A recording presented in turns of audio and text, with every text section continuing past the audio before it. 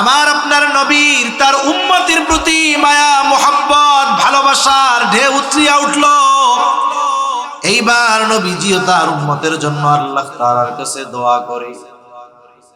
বর্ণনাকারী বলেন ফারাফা ইয়াদাই ওয়া ক্বালা আল্লাহুম্মা উম্মতি উম্মতি ওয়া বাকা। নবীজি দুই হাত উঁচু করে অঝর ধারায় কান্না করতেছেন আর বলেন আল্লাহুম্মা উম্মতি উম্মতি, আয় আল্লাহ আমার উম্মত আমার উম্মত। আর কিছুই নবীজি বলেন না, শুধু কান্না করতেছেন দুই হাত উঁচু করে আর বলেন আমার উম্মত আমার উম্মত আমার উম্মত। আল্লাহ তাআলা জিবরাইল আলাইহিস সালামকে বলে যাও মুহাম্মদ কেন কান্না করে, কান্নার কারণ জিজ্ঞাসা করো।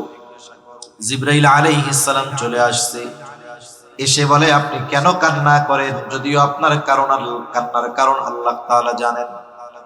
এরপরেও তিনি শুনতে চান, জানতে চান কেন কান্না করেন। নবীজি এইবার উম্মতের ব্যাপারে প্রাণ খুলে সব কথা জিবরাইল আলাইহিস সালাতু ওয়াস সালামের কাছে বললেন। জিবরাইল আলাইহিস সালাম আল্লাহর কাছে গিয়ে বললেন, আল্লাহ তাআলা বলেন যাও আমার হাবিব মুহাম্মদকে জানিয়ে দাও আমি অচিরেই তাকে তার উম্মতের ব্যাপারে সন্তুষ্ট করব, আমি তাকে তার উম্মতের ব্যাপারে অসন্তুষ্ট করব না। নবীজি যখনই সুযোগ পাইতেন উম্মতের প্রতি তার দরদ মায়া মোহাব্বত কেমন এর বহিঃপ্রকাশ ঘটাইতেন। নবীজি কিয়ামত পর্যন্ত যত উম্মত দুনিয়ায় আসবে সকলের প্রতি ভালোবাসার বার্তা নবীজি পৌঁছায় গেছেন। সুবহানাল্লাহ বলেন না। রাসূল আকরাম সাল্লাল্লাহু আলাইহি ওয়াসাল্লাম একদিন বলতেছে সাহাবা একরামের সাথে, নবীজি বলেন আমার ভাইদেরকে দেখতে মন চায়। সাহাবা একরাম বলে ইয়া রাসূলুল্লাহ আমরা কি আপনার ভাই নই? নবীজি বলেন না, তোমরা হইলা আমার সাথী, তাহলে আপনার ভাই কারা? নবীজি বলেন আমার পরে যারা আমাকে না দেখে ঈমান আনবে তারাই হলো আমার ভাই। সুবহানাকা লা ইলমা লানা ইল্লা মা 'আল্লামতানা ইন্নাকা আনতাল আলীমুল হাকীম। আল্লাহুম্মা সাল্লি আলা মুহাম্মাদিন ওয়া আলা আলি মুহাম্মাদিন কামা সাল্লাইতা আলা ইব্রাহিম ওয়া আলা আলি ইব্রাহিম ইন্নাকা হামিদুম মাজিদ। আল্লাহুম্মা বারিক আলা মুহাম্মাদিন ওয়া আলা আলি মুহাম্মাদ كما باركت على إبراهيم وعلى آل إبراهيم إنك حميد مجيد. محمد يا कर कुफर को मिटा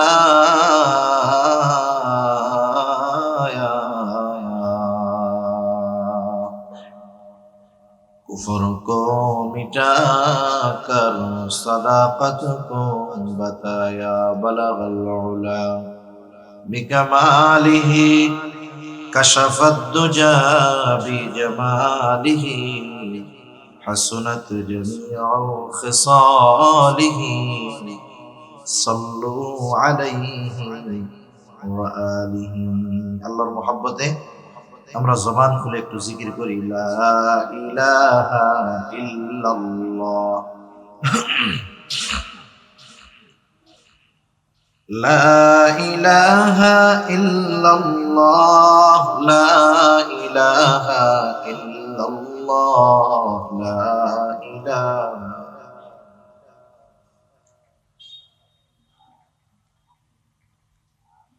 لا إله إلا الله محمد رسول الله صلى الله عليه وسلم। আলহামদুলিল্লাহ, ঐতিহ্যবাহী চট্টগ্রাম জেলার অন্তর্গত পটিয়া থানাধীন মধ্যম কুসুমপুরা নওজোয়ান ইসলাম প্রচার সংস্থার উদ্যোগে মধ্যম কুসুমপুরা কাজীবাড়ি জামে মসজিদ মাঠ প্রাঙ্গণে 18তম ইসলামী সম্মেলনের সম্মানিত শ্রদ্ধেয় সভাপতি, আমন্ত্রিত উলামায়ে কেরাম, সামনে উপস্থিত মুরব্বিয়ানে কেরাম, সমবয়সী যুবক বন্ধু, স্নেহের ছোট ভাই এবং পর্দার অন্তরালে অবস্থানরত সম্মানিত শ্রদ্ধা মা ও বোন, দয়াময় আল্লাহ রাব্বুল আলামিনের দরবারে অগণিত শুকর যে মহান মালিক আমাদের হায়াতে বরকত দিয়ে সুস্থ রেখে দীর্ঘ রাত অবধি বিজ্ঞ উলামায়ে কেরামের জবান থেকে বহু গুরুত্বপূর্ণ কথা শ্রবণ করবার, আমাকেও আপনাদের খেদমতে কিছু কথা বলবার সুযোগ যে মহান মালিক দান করেছেন, সে মহান মালিককে খুশি করার জন্য মহব্বতের সাথে জবান খুলে অন্তর থেকে আমরা একবার কালিমাতুশ শুকর পাঠ করি, আলহামদুলিল্লাহ। অগণিত দুরূদ ও সালাম সাইয়্যিদুল আম্বিয়া, আশরাফুল আম্বিয়া, খাতামুল আম্বিয়া, ইমামুল মুরসালিন, রাহমাতুল লিল আলামিন মুহাম্মাদুর রাসূলুল্লাহ সাল্লাল্লাহু আলাইহি ওয়াসাল্লামের উপর। আপনারা নিশ্চয়ই অবগত আছেন যে আজকে শাবান মাসের 6 তারিখ। যখন রজব মাসের আগমন ঘটত, রাসূল আকরাম সাল্লাল্লাহু আলাইহি ওয়াসাল্লাম তখন থেকেই দোয়া শুরু করতেন, আল্লাহুম্মা বারিক লানা ফি রজব ওয়া শাবান ওয়া বাল্লিগনা রমাদান। আল্লাহ তাআলার কাছে দোয়া করতেন যে আমাদের রজব এবং শাবানের বরকত দান করেন এবং আমাদেরকে রমজান পর্যন্ত পৌঁছায়া দেন। একটা মানুষ একটা জিনিস পাওয়ার কামনার মাধ্যমেই বোঝা যায় যে এই জিনিসটা কেমন দামি এক জিনিস। রাসূল আকরাম সাল্লাল্লাহু আলাইহি ওয়াসাল্লাম আল্লাহ তাআলার কাছে যেটা চাইবেন বুঝতে হবে ওটা অন্যতম দামি এক জিনিস, ঠিক কিনা বলেন? সেজন্য এই রমজান, এই রোজা, এটা অন্যতম দামি এক জিনিস। রমজান মাস, হায়াত মৌতের কথা তো বলা যায় না।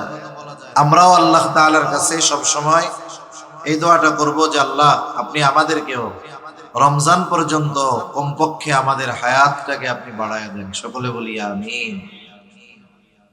আবার যখন শাবান মাস আসতো, রাসূল সাল্লাল্লাহু আলাইহি ওয়াসাল্লাম হাদিসের মধ্যে আসছে, নবীজি বলেন, আহসু হেলালা শাবান আলি রমাদান, তোমরা রমজানের প্রস্তুতির জন্য শাবানের চাঁদ বা শাবানের তারিখ গণনা করো।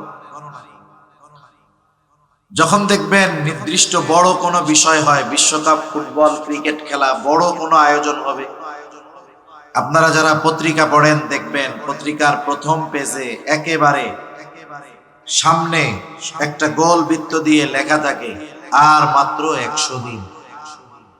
এরপরে একদিন কমে লেখা থাকে যে আর মাত্র 99 দিন। এই যে ডে কাউন্ট করা হয়, দিন গণনা করা হয়, কেন? এটার প্রতি মানুষকে আকৃষ্ট করার জন্য। আর যখন ওই সময়টা আস্তে আস্তে নিকটে হয়, তখন দেখবেন যারা খেলা প্রেমী, এটা কি জায়েজ না জায়েজ, বৈধ অবৈধ আমি ও কথা বলতেছি না, আমার যেটা বোঝানোর উদ্দেশ্য, যখন সময় নিকটবর্তী হয়, একেবারে যখন একদিন, এই সময় তার মধ্যে আলাদা একটা উত্তেজনা, আলাদা একটা আগ্রহ, আলাদা একটা অবস্থা তার মধ্যে পাওয়া যায়, ঠিক কিনা বলে? রমজান মাস যদি আমরা এভাবে প্রতিদিন গণনা করি যে আজ সন্ধ্যার পর থেকে নিয়ে 6 তারিখ, আগামীকাল 7 তারিখ, তাইলে আছে কয়দিন? সর্বোচ্চ 22 দিন অথবা 23 দিন। আল্লাহ রাসূল সাল্লাল্লাহু আলাইহি ওয়াসাল্লাম এই চাঁদের তারিখ গণনা করার উদ্দেশ্য কি, কেন বললেন? কেউ যদি মনে করে শুধু তারিখের হিসাব রাখা, বিষয়টা কিন্তু এমন নয়।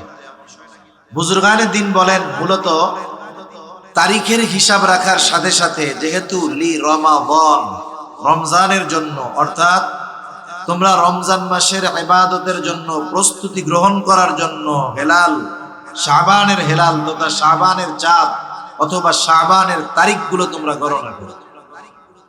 শুধু তারিখ মৌখিকভাবে গণনা করলে হবে না, তারিখ গণনা করার সাথে সাথে নিজেদেরকে রমজানের জন্য প্রস্তুত করতে হবে, ঠিক কিনা বলেন? কারণ একটা জিনিস যদি প্রস্তুতি থাকে, ওই জিনিস সামনে যখন আসে এটা সহজ হয় তুলনামূলকভাবে।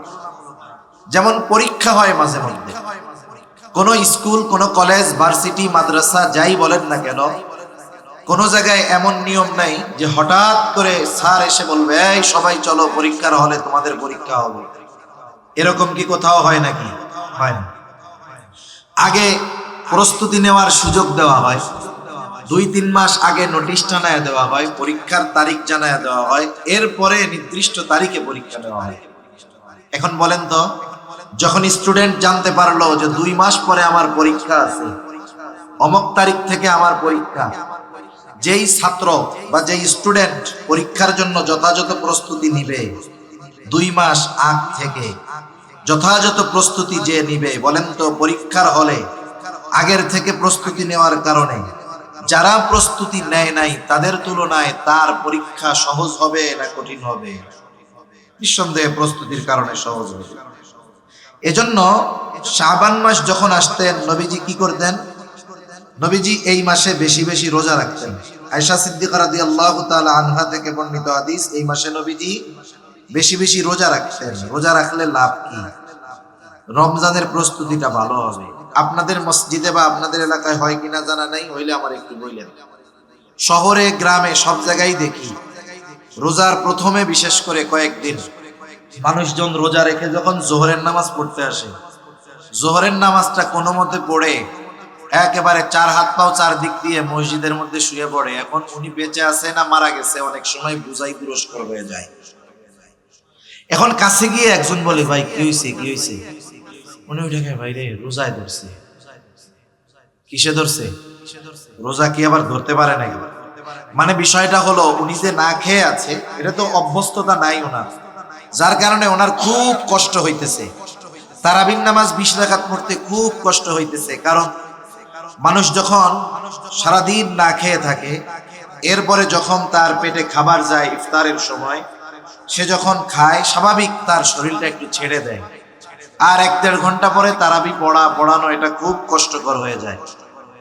কিন্তু যারা আগের থেকে এই বিষয়ে অভ্যস্ত, যদি এই মাসে নবীজি 2-1 দিন ছাড়া একেবারে সব দিন রোজা রাখতেন, এক হাদিসে এরকম আসছে।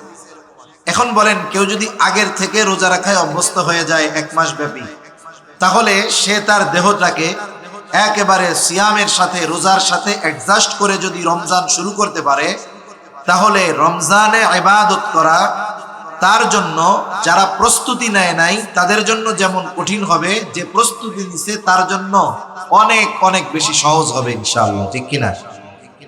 এজন্য আমরা এখন থেকেই প্রস্তুতি নেওয়া শুরু করব। আল্লাহ তাআলা তৌফিক দান করুন। শুধু রোজার প্রস্তুতি না, গুনাহ থেকে বাঁচার প্রস্তুতি নিব। এমনি নফল নামাজ 2-4 রাকাত একটু পড়ায় অভ্যস্ত হব, তাহলে আশা করা যায় আমাদের রমজানটা বেহুদা কাটবে না। আমরা অনেকে মনে করি যে রোজার মাস না খেয়ে থাকার নামই মনে হয় রোজা। রাসূল আকরাম সাল্লাল্লাহু আলাইহি ওয়াসাল্লাম বলেন, অনেকে রোজা রাখে এটা শুধু না খেয়ে থাকাই হয়, কিন্তু একজন রোজাদারের জন্য হাদিসের মধ্যে আল্লাহ তাআলার পক্ষ থেকে যেই সমস্ত পুরস্কারের কথা নবীজি বর্ণনা করেছেন, ওই সমস্ত পুরস্কার একজন রোজাদার যদি পরিপূর্ণ রোজার হক আদায় না করে তাহলে সে বঞ্চিত হয়ে যায়। যেমন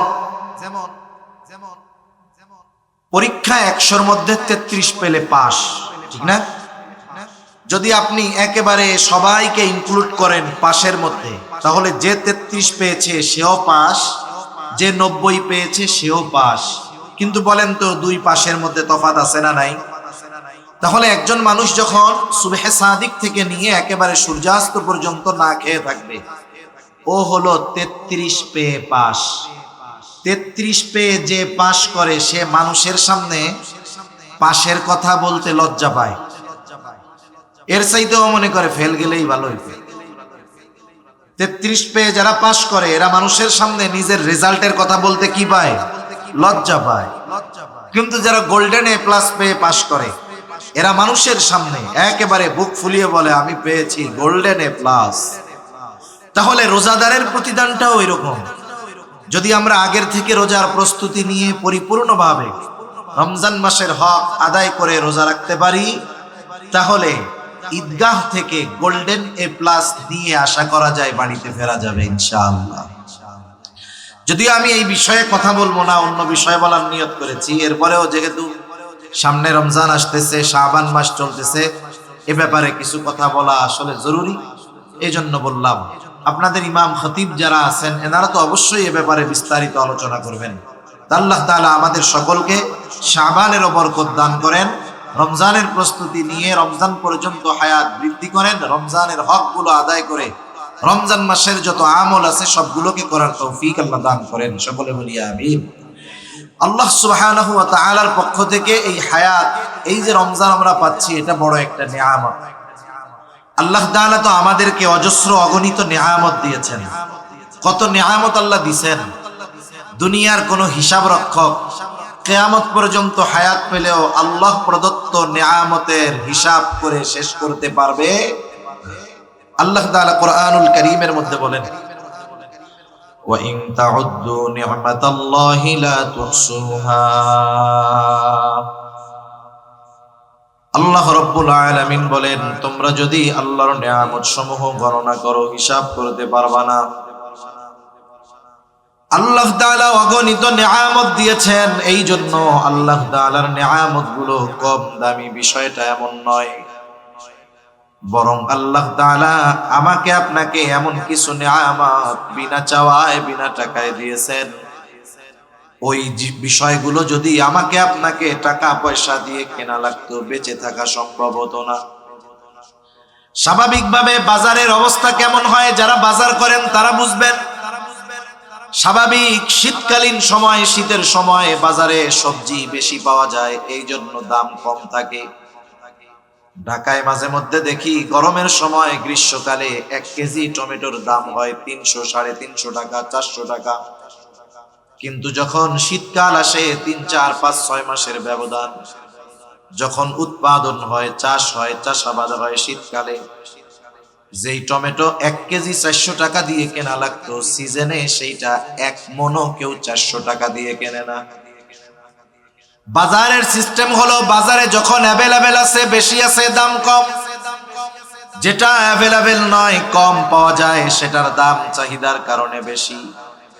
কিন্তু আল্লাহ তাআলার প্রদত্ত নিয়ামত গুলো এমন নয়, অগণিত বিধায় কম দাম এমন নয়, বরং আল্লাহ তাআলা দামি দামি নিয়ামত আমাকে আপনাকে বিনা টাকায় বিনা চাওয়ায় দিয়েছেন।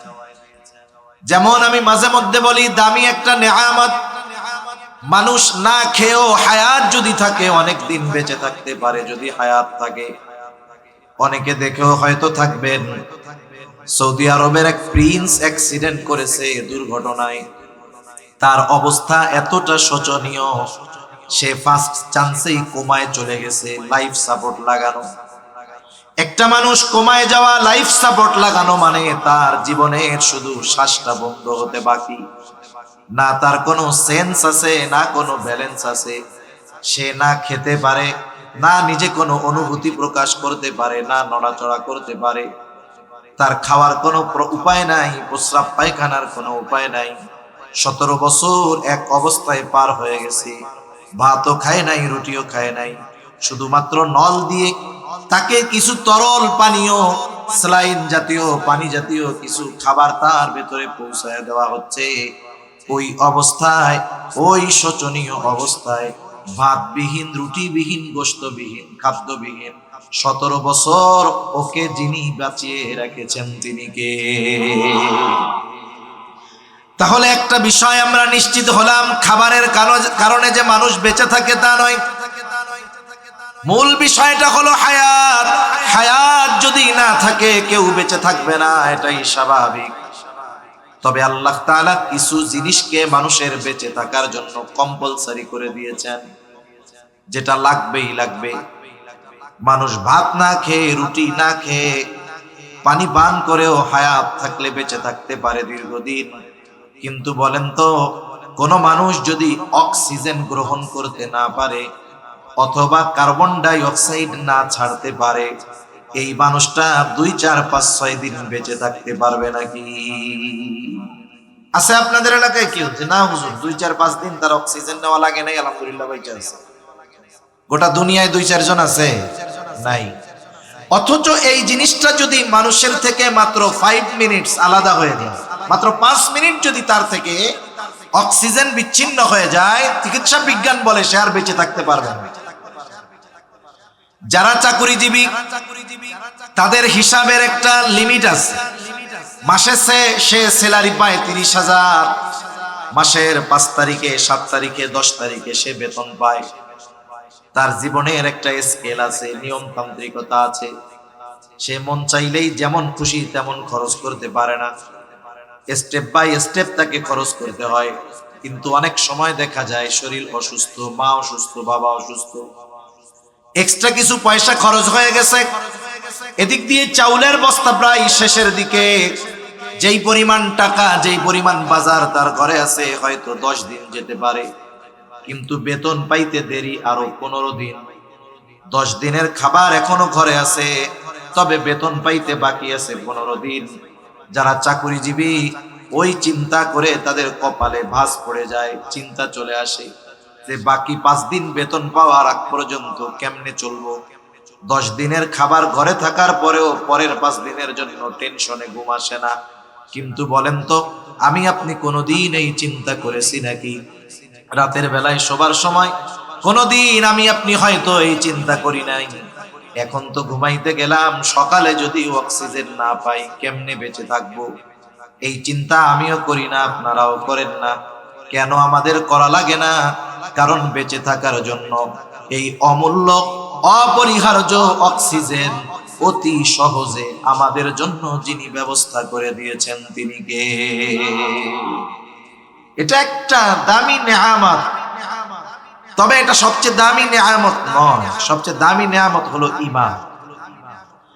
দামি দামি নেয়ামত গুলোর মধ্যে আমরা একটা নেয়ামত পেয়েছি, সেটা হলো মুহাম্মাদুর রাসূলুল্লাহ সাল্লাল্লাহু আলাইহি ওয়াসাল্লাম। নবীজি আমাদের জন্য আল্লাহ তাআলার ঘোষণা, বিশেষ অনুগ্রহ। আল্লাহ তাআলা কোরআনুল কারীমের মধ্যে বলেন, লাকাদ মান্নাল্লাহু আলাল মুমিনিনা ইয বাআসা ফীহিম রাসূলাম মিন আনফুসিহিম। আল্লাহ তাআলা বলেন, মুমিনদের জন্য আল্লাহ তাআলার বিশেষ অনুগ্রহ, মুমিনদের উপর আল্লাহ তাআলার বিশেষ অনুগ্রহ যে তিনি তাদের মধ্য থেকে তাদের জন্য একজন রাসূল পাঠিয়েছেন। এখন প্রথম প্রশ্ন হলো, মুমিনদের মধ্য থেকে মুমিনদের জন্য রাসূল পাঠালেন, এটা কত কারণে অনুগ্রহ? আমি যদি ওই দিকে যেতে যাই তাহলে অন্য কথায় চলে যাব। প্রথম কথা হলো, আমাদের উপরে আল্লাহ তাআলার বিশেষ অনুগ্রহ হলেন মুহাম্মাদুর রাসূলুল্লাহ সাল্লাল্লাহু আলাইহি ওয়াসাল্লাম। যদিও তিনি মুমিনদের জন্য বিশেষ অনুগ্রহ, তবে গোটা সৃষ্টি জগতের জন্য তিনি রহমত। স্পেশালি মুমিনদের জন্য অনুগ্রহ, কিন্তু গোটা সৃষ্টি জগতের জন্য তিনি রহমত। এজন্য আল্লাহ তাআলা আমার আপনার নবীজির ব্যাপারে ঘোষণা দেন, ওয়ামা আরসালনাকা ইল্লা রাহমাতাল লিল আলামিন। আল্লাহ তাআলা বলেন, আমি আপনাকে জগৎ সমূহের জন্য রহমত হিসাবে প্রেরণ করেছি। আলম এক বচন, আলামিন বহু বচন। আলম অর্থ একটা জগৎ, আলামিন বহু জগৎ। একেবারে প্রথম আসমানের নিচে জগৎ যে শুধু একটা পৃথিবী তা নয়, অগণিত জগৎ আল্লাহ তাআলা রেখে দিয়েছেন। সুবহানাল্লাহ বলে। কত রাখছে? বিজ্ঞান বলে এটা আমরাও হিসাব করতে পারবো না। কত জগৎ আছে এর হিসাব বিজ্ঞানেরও করা সম্ভব। আমরা পবিত্র কোরআনুল কারীমের সূরা ফাতিহা সর্বাধিক বেশি, সবচাইতে বেশি যেই সূরা তিলাওয়াত হয় সূরা ফাতিহা। প্রত্যেক নামাজের প্রতি রাকাতে সূরা ফাতিহা লাগে, তবে সবার পড়তে হয় না। ইমামের পেছনে যখন পড়া হয়, ইমামের কেরাত হলো মুসল্লির কেরাত। জামাতে পড়া হোক আর একাকী পড়া হোক, প্রত্যেক নামাজে সূরা ফাতিহা লাগে কি লাগে না? সূরা ফাতিহার শুরুতেই আমরা বলি আলহামদুলিল্লাহি রাব্বিল আলামিন। সকল প্রশংসা আল্লাহর জন্য। কে আল্লাহ? বলে রব্বুল আলামিন, জগৎ সমূহের রব। তার মানে যত জগৎ আছে সব জগতের রব হলেন আল্লাহ, প্রতিপালক হলেন আল্লাহ। আর আল্লাহ তাআলাই আমার আপনার নবীজির ব্যাপারে বলেন, ওয়ামা আরসালনাকা ইল্লা রাহমাতাল লিল আলামিন। সোজা কথা হইল, আল্লাহ তাআলা হলেন জগৎ সমূহের জন্য রব, আর আমার আপনার নবীজি হলেন জগৎ সমূহের জন্য রহমত। গোটা সৃষ্টিকুলে গোটা সৃষ্টিকুলে একটা ইঞ্চি জায়গা নাই যেই জায়গার রব আল্লাহ তাআলা নন। এরকম একটা ইঞ্চি জায়গা দেখাতে পারবেন যে যেই জায়গার রব আল্লাহ নয়? আছে এরকম একটা জায়গা? গোটা সৃষ্টিকুলে একটা ইঞ্চি জায়গা এমন নাই যেই জায়গার রহমত মুহাম্মাদুর রাসূলুল্লাহ নন।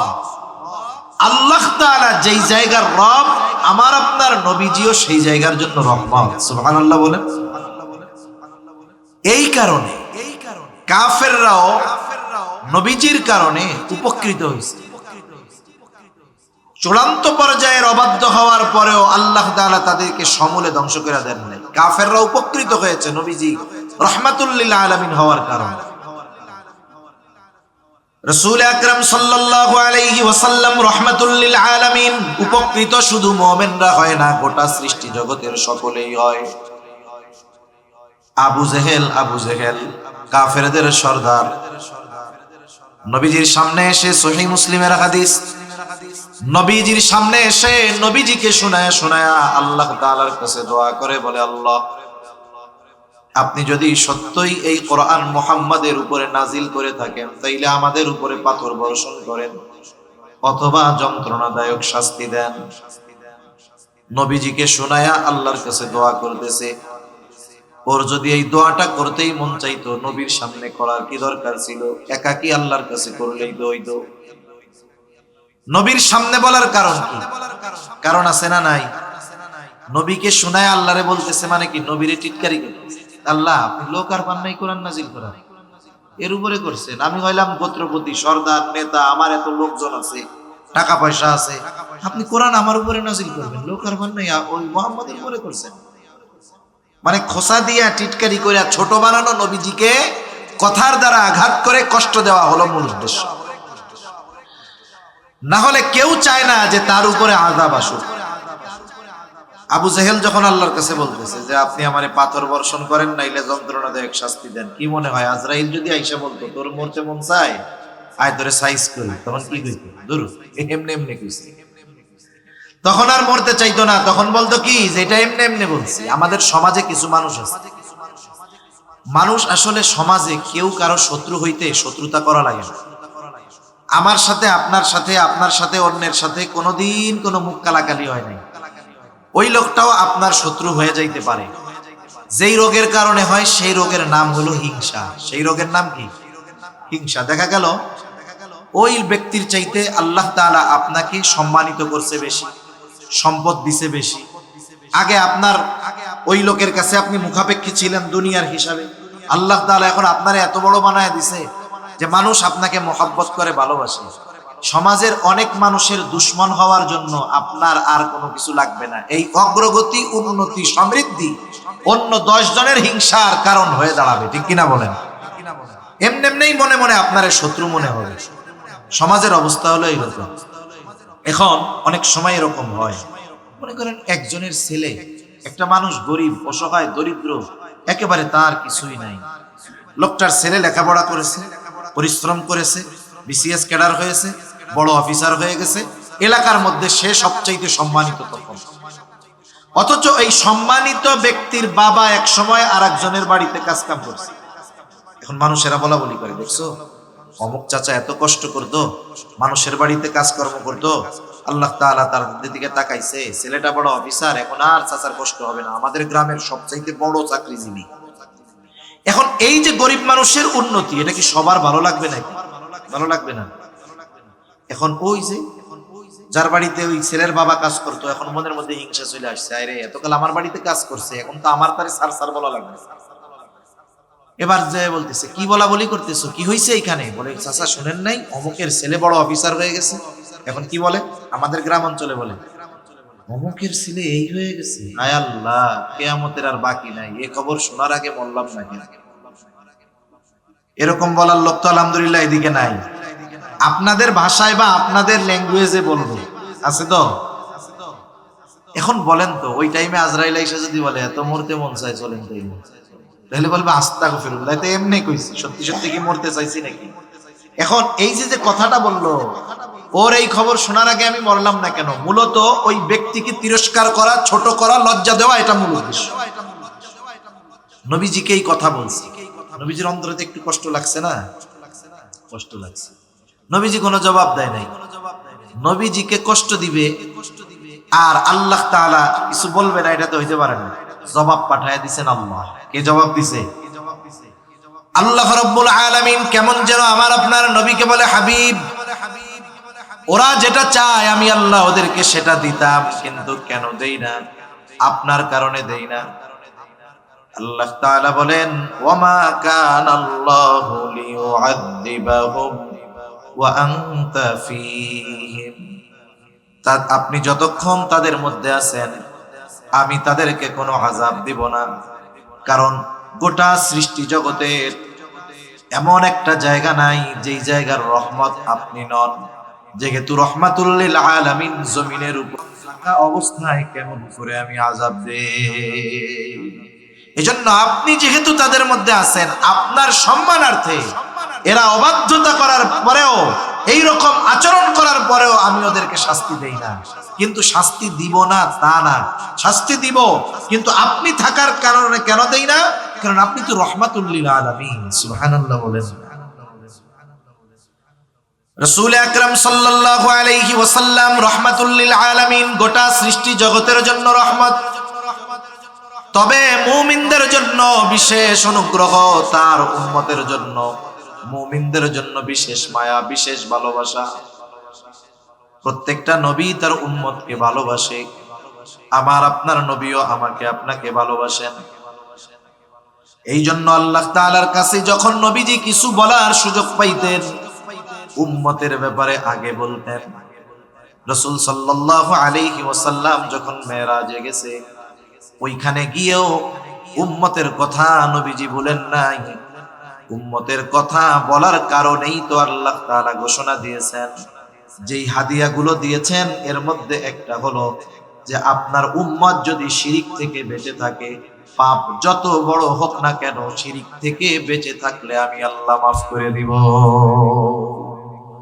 এজন্য যখনই সুযোগ পাইতেন নবীজি, তখনই আল্লাহ তাআলার কাছে উম্মতের কথা বলতেন।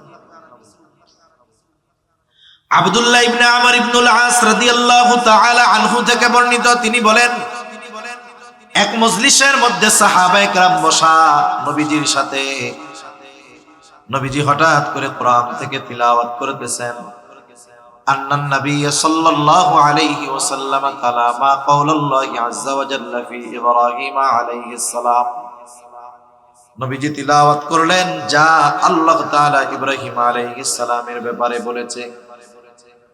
কোরআনুল কারীমের সূরা ইব্রাহিম 13 নম্বর পারায় ইব্রাহিম আলাইহিস সালাম তার উম্মতের জন্য আল্লাহ তাআলার কাছে দোয়া করতেছেন।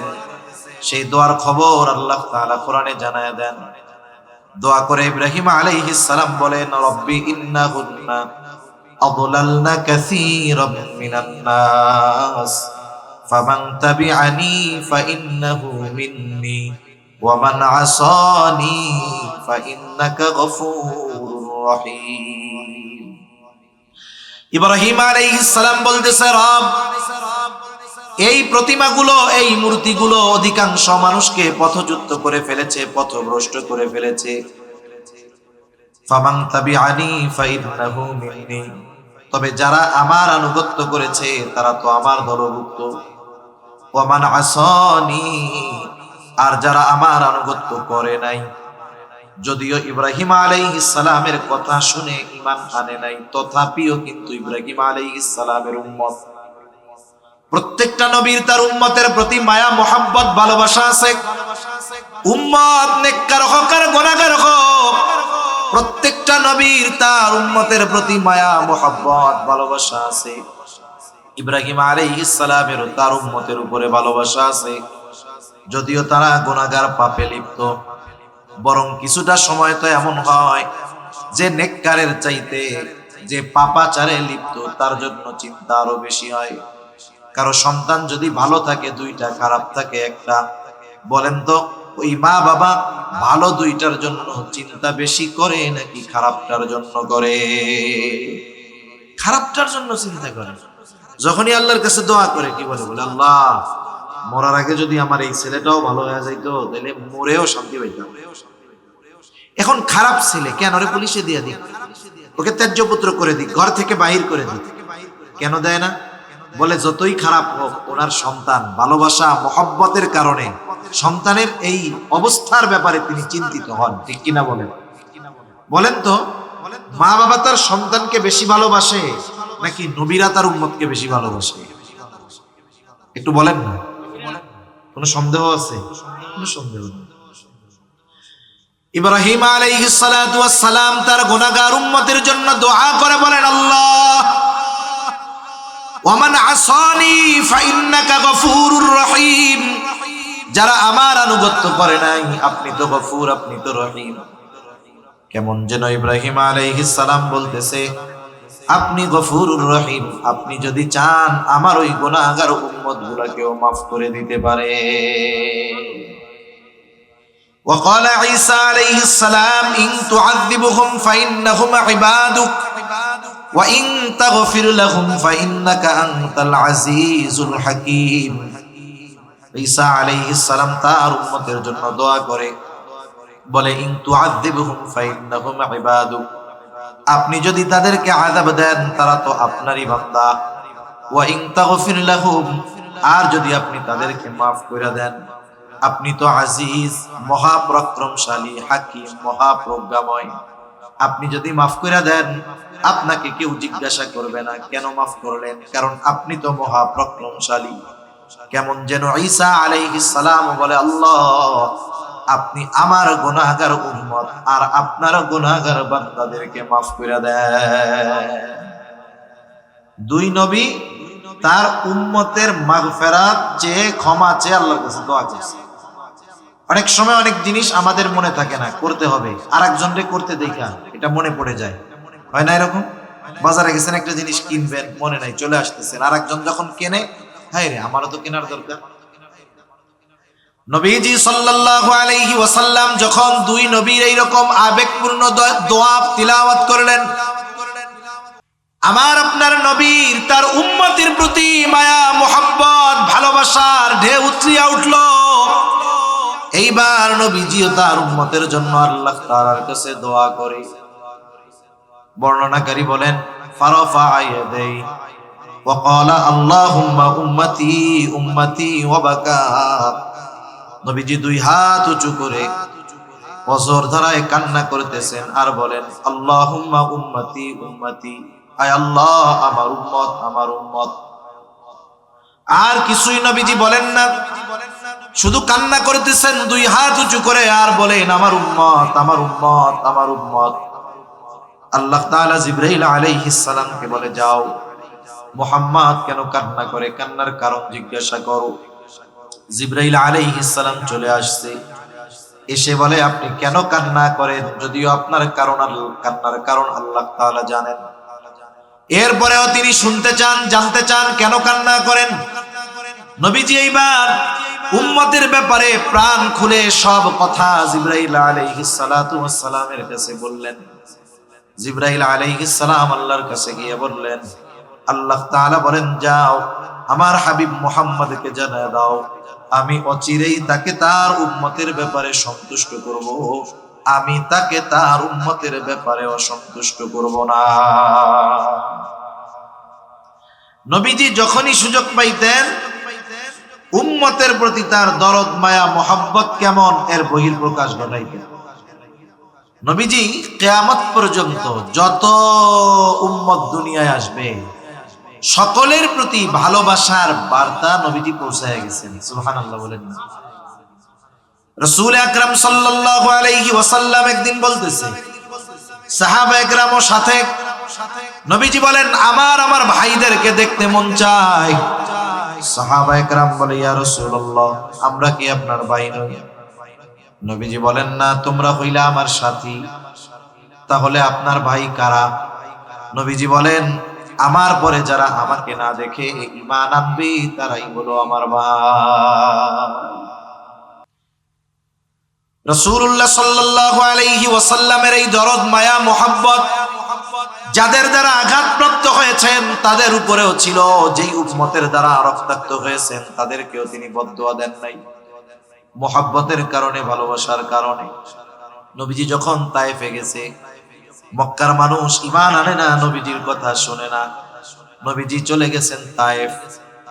তায়েফে গিয়া দাওয়াত দিচ্ছেন, বলো লা ইলাহা ইল্লাল্লাহ তুফলিহু, বলো লা ইলাহা ইল্লাল্লাহ, তোমরা সফল হয়ে যাইবা।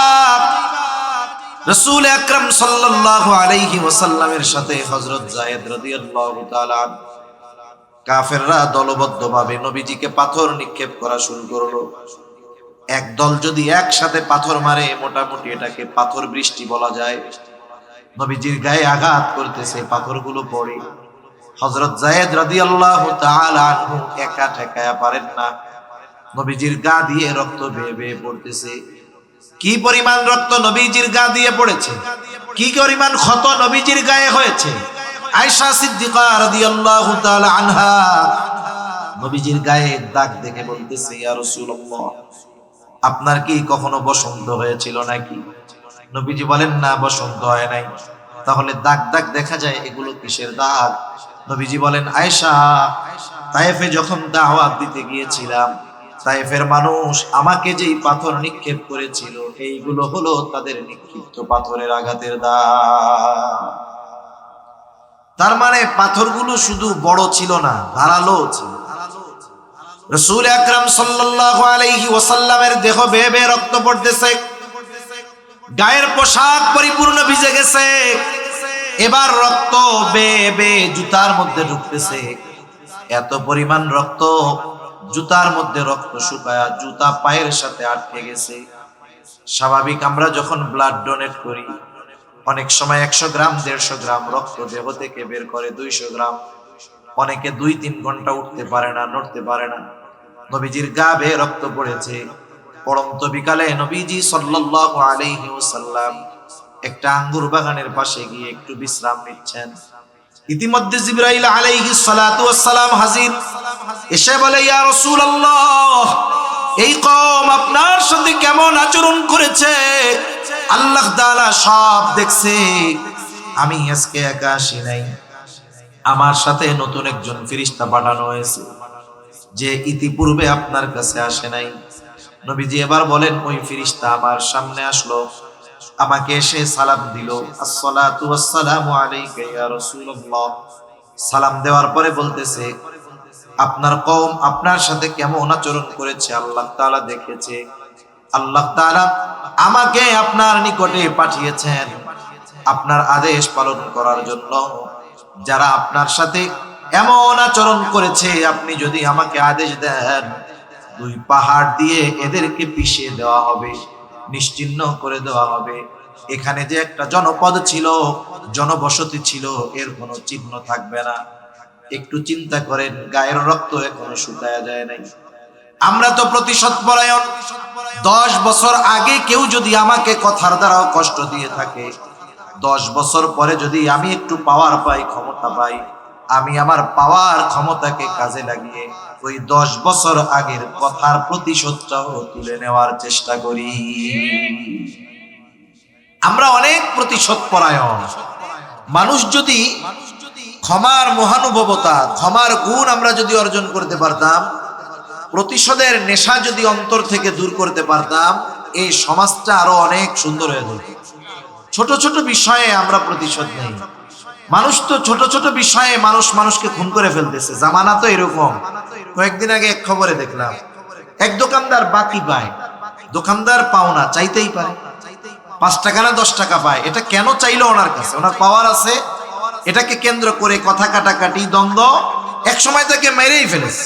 অবস্থাটা চিন্তা করে আল্লাহু আকবার।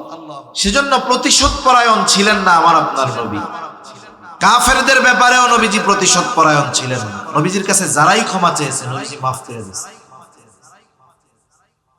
যখন মক্কা বিজয় হলো, মক্কা বিজয় যখন হইছে, কাফেররা মনে করছে মক্কার অলিগলি রক্তের স্রোত বহমান হবে, অলিগলি। রাসূল আকরাম সাল্লাল্লাহু আলাইহি ওয়াসাল্লাম সাধারণ ক্ষমা ঘোষণা করে দিলেন। যারা হারাম বাইতুল্লাহর মধ্যে থাকবে নিরাপদ, আবু সুফিয়ানের ঘরে যারা থাকবে নিরাপদ। এই নির্দেশনার আগে খালিদ বিন ওয়ালিদ রাদিয়াল্লাহু তাআলা আনহু ঢুকে গেছে। ওই সময় কয়েকজনকে হত্যা করা হয়ে গেছে। ওটা বাদ। তবে নবীজির নির্দেশনা ছিল এইটা, কয়েকজন ব্যতীত ছাড়া তাদের ব্যাপারে ঘোষণা দেওয়া হয়েছিল, এরা যদি কাবার গেলাপ ধরে ঝুলেও থাকে এদেরকে ক্ষমা করা হবে না। মোস্ট ওয়ান্টেড আসামি, যেখানে পাওয়া হবে সেখানেই হত্যা করা হবে। এদের মধ্যে অন্যতম একজন ছিল ওয়াহশী। এই ওয়াহশী উহুদের যুদ্ধে রাসূল আকরাম সাল্লাল্লাহু আলাইহি ওয়াসাল্লামের চাচা হামজা রাদিয়াল্লাহু তাআলা আনহুকে নৃশংসভাবে শহীদ করেছে।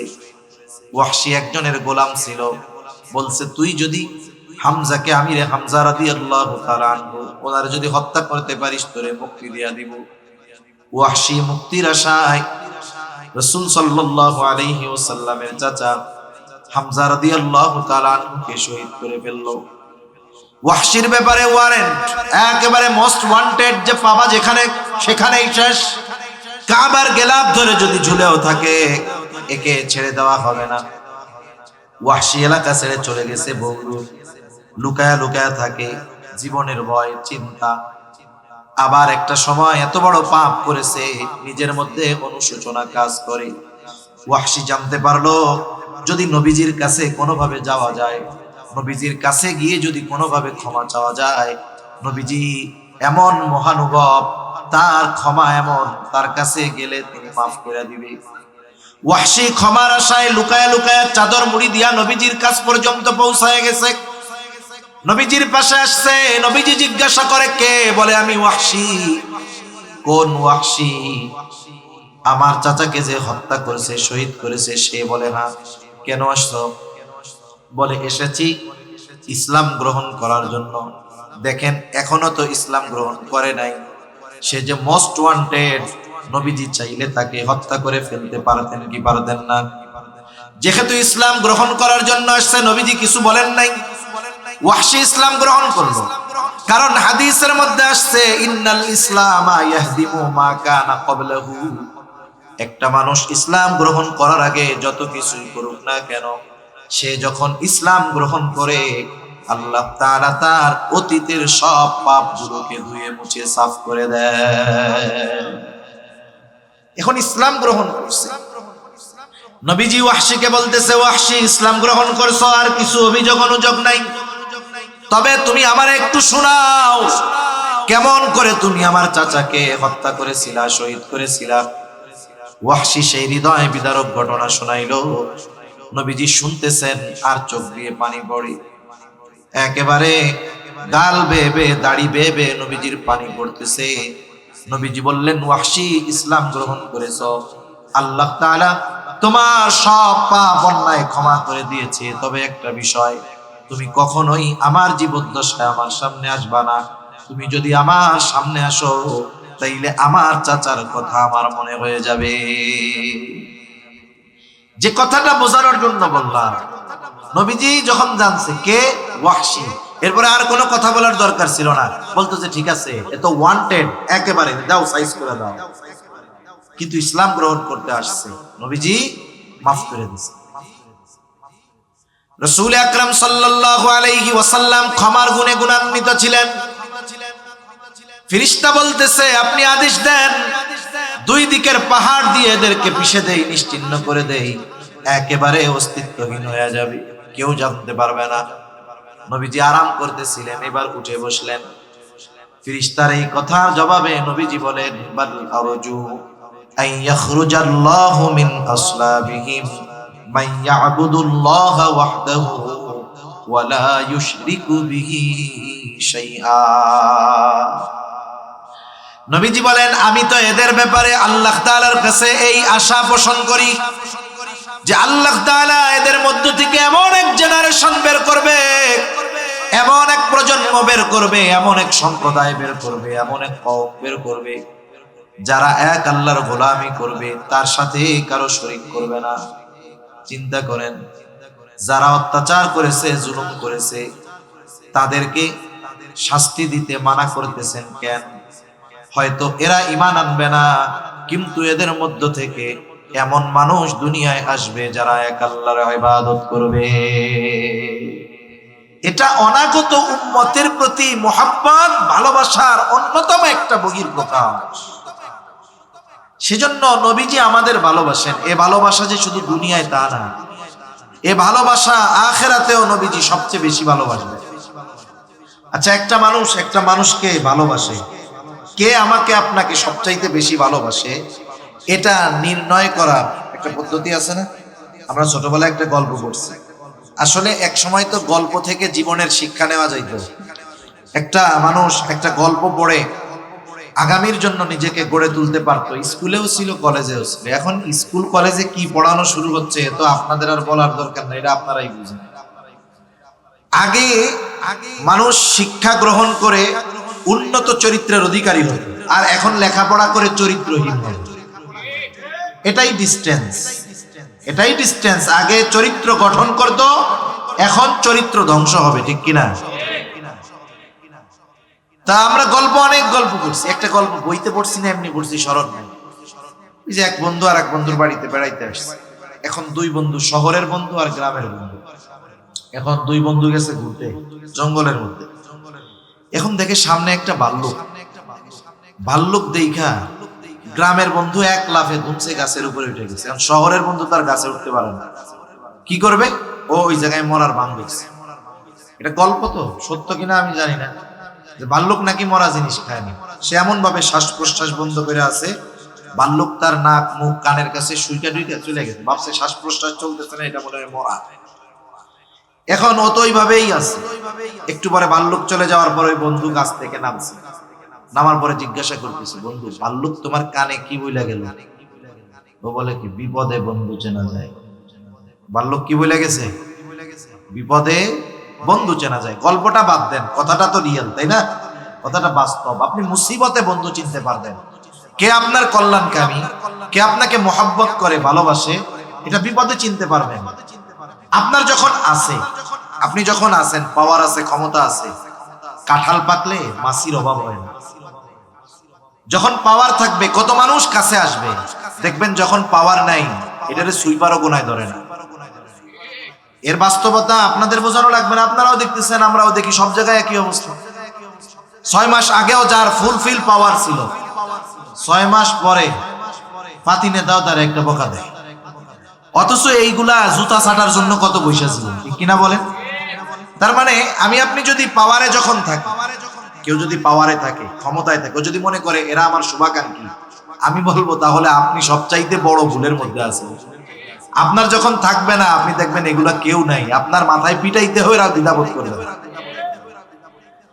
এখন সবচাইতে বড় কল্যাণকামী বন্ধুকে, যে আমার মুসিবতে আমার পাশে থাকবে, আমাকে বিপদে সাহায্য করবে।